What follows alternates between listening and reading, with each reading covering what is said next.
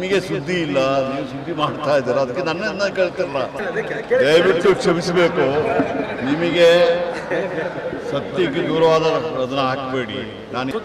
ನೀವು ಮಾಡ್ತಾ ಇರೋದು ಸುದ್ದಿ, ನಾನು ಮಾಡ್ತಾ ಇರೋದ. ನಿಮಗೆ ಏನಾಗಿದೆ ಅಂತ ನಿಮಗೆ ಅಲ್ಲ, ನಾನು ಕೇಳಿದೆ ಎಲ್ಲಿಯಾದ್ರು ಇದೆಯಾ ನಿಮ್ಮ ಹತ್ರ?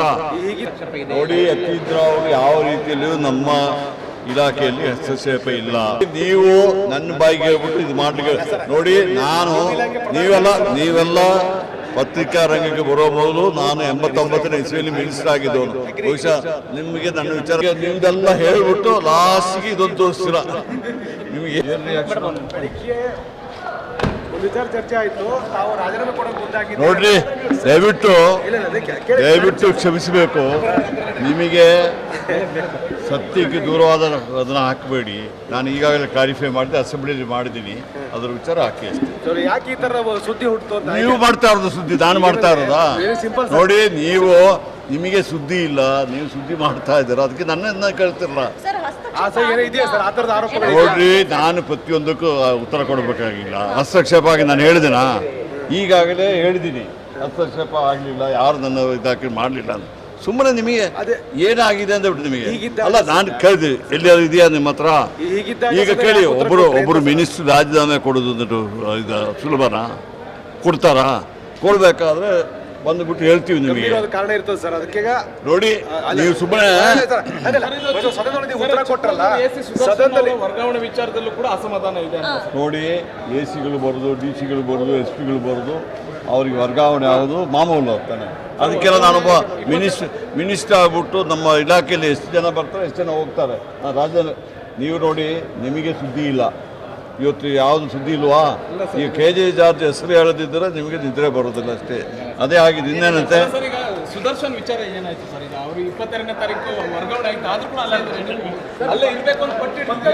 ನಾನು ಯಾವ ಅಧಿಕಾರಿ ವಿಚಾರದಲ್ಲಿ ಪಟ್ಟಿ ಹಿಡಿಯೋದಿಲ್ಲ. ಎದುರುಬಿಟ್ಟು ಅದು ಅಧಿಕಾರಿಗಳನ್ನ ವರ್ಗಾವಣೆ ಮಾಡೋದು ಯಾರಿಗೆ ಅಧಿಕಾರ ಇರ್ತದೆ ಅವ್ರು ಮಾಡ್ತಾರೆ. ನನ್ನ ಇಲಾಖೆಯಲ್ಲಿ ಬಂದುಬಿಟ್ರೆ ಮಾತ್ರ ನನಗೆ ಬರ್ತದೆ. ಅದು DPR ಅವರು ಮಾಡ್ತಾರೆ, ಅದು ಮಾಡ್ತಾರೆ. ನೋಡಿ, ಯತೀಂದ್ರ ಅವರು ಯಾವ ರೀತಿಯಲ್ಲಿಯೂ ನಮ್ಮ ಇಲಾಖೆಯಲ್ಲಿ ಹಸ್ತಕ್ಷೇಪ ಇಲ್ಲ. ಅವರು ಒಳ್ಳೆಯವರು, ಒಳ್ಳೆಯ ಯುವಕರಾಗಿದ್ದಾರೆ, ಇದಾಗಿದ್ದಾರೆ. ಸುಮ್ಮನೆ ಒಬ್ಬ ಅಂಥವ್ರಿಗೆ ಯಾಕೆ ಕಟ್ಟಸದಲ್ಲಿ ಪ್ರಯತ್ನ ಪಂಕಜ್ ಕುಮಾರ್ ಪಾಂಡೆ ವಿಚಾರದಲ್ಲೂ ಕೂಡ ತಾವು ಬೇಸರ ಆಗಿದ್ದೀರಿ ಅಂತ ನೋಟಿಸ್ ನೋಡಿ. ನೀವು ನನ್ನ ಬಾಯಿಗೆ ಹೇಳ್ಬಿಟ್ಟು ಇದು ಮಾಡ್ಲಿಕ್ಕೆ ನೋಡಿ. ನೀವೆಲ್ಲ ಪತ್ರಿಕಾ ರಂಗಕ್ಕೆ ಬರೋ ಮೊದಲು ನಾನು 89ನೇ ಇಸ್ವಿಯಲ್ಲಿ ಮಿನಿಸ್ಟರ್ ಆಗಿದ್ದವನು. ಬಹುಶಃ ನಿಮಗೆ ನನ್ನ ವಿಚಾರ ಗೊತ್ತಿಲ್ಲ ಕಾಣ್ತದೆ. ನಾನು ಯಾವುದಾದ್ರೂ ವಿಚಾರದಲ್ಲಿ ರಾಜೀನಾಮೆ ಕೊಡಬೇಕಾದ್ರೆ ನಿಮ್ಮ ಮಾಧ್ಯಮದ ಗಣಪತಿ ವಿಚಾರದಲ್ಲಿ ಕೊಟ್ಟಿದ್ದೆ, ಪ್ರೆಸ್ ಕಾನ್ಫರೆನ್ಸ್ ಕಳಿಸಿ ಕೊಟ್ಟಿದ್ದೇನಲ್ಲ. ಮತ್ತು ಇದು ನೀವು ಏನಂತ ಹೇಳ್ಬಿಟ್ರೆ ಸುಮ್ಮನಾದರೂ ಏನೋ ಒಂದು ಉಂಟು ಮಾಡಿ ಟ್ರೈ ಮಾಡ್ತಿದ್ದೀರಾ, ಗೊತ್ತಾದ. Thank you sir, thank you. ದಯವಿಟ್ಟು ಈಗೇನು ಮಾಡ್ತೀರಾ ನೀವು? ಈಗ ನಿಮ್ದೆಲ್ಲ ಹೇಳ್ಬಿಟ್ಟು ಲಾಸ್ಟಿಗೆ ಇದೊಂದು ತೋರಿಸ್ತೀರ. ನಿಮ್ಗೆ ಏನು ಬೇಕಾದರೂ ಮಾತಾಡ್ಬಿಡ್ತೀರ ಟಿವಿಯಲ್ಲಿ.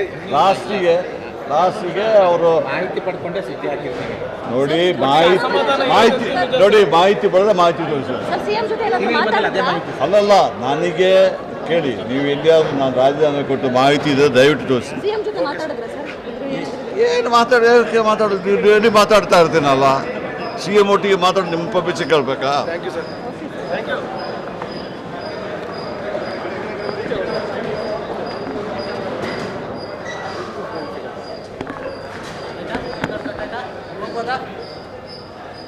ಹೆಚ್ಚಿನ ವಿಡಿಯೋಗಳಿಗೆ ಪ್ರತಿಧ್ವನಿ ಯೂಟ್ಯೂಬ್ ಚಾನೆಲ್ ಸಬ್ಸ್ಕ್ರೈಬ್ ಮಾಡಿ, ಬೆಲ್ ಐಕಾನ್ ಕ್ಲಿಕ್ ಮಾಡಿ.